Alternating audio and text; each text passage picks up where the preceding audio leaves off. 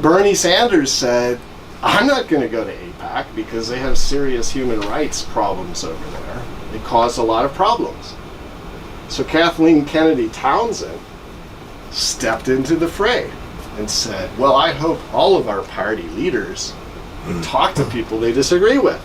Well, meaning Bernie should go talk to AIPAC.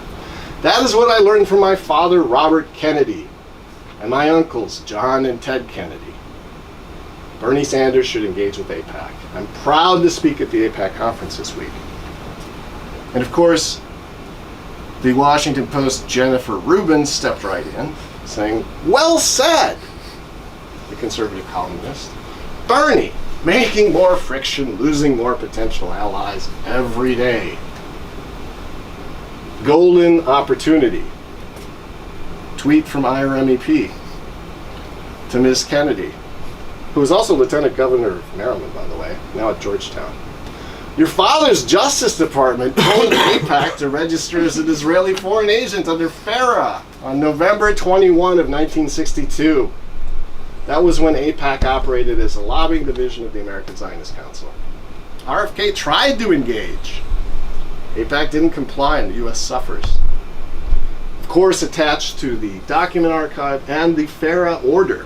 So there's just never too many chances to engage. But frankly, I think that the daughter of the only Attorney General to dare to do something like this, after seeing the record of funding coming in from Israel to set up AIPAC, seeing all of the lobbying going on, all the public relations, deciding this needed to be in the openly disclosed to Americans so they could see what was going on.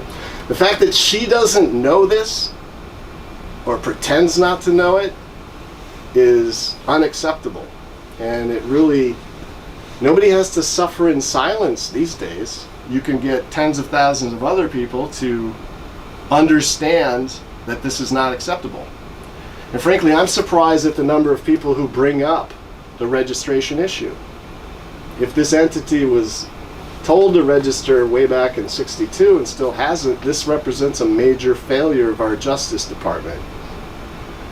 And in my mind, the biggest foreign meddling, ongoing foreign meddling in this country that dwarfs Russia and all other foreign states. So this stuff has an impact, and if you go through different forms of social media, you will see other people raising the registration issue constantly.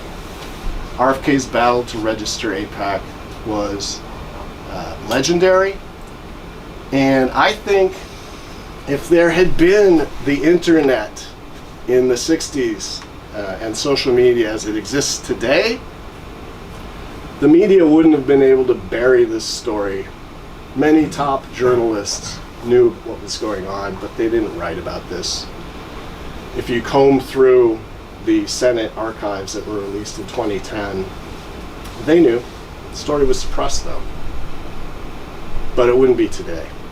Too many people would talk about it, and it would represent a major threat not to actually follow through with an order like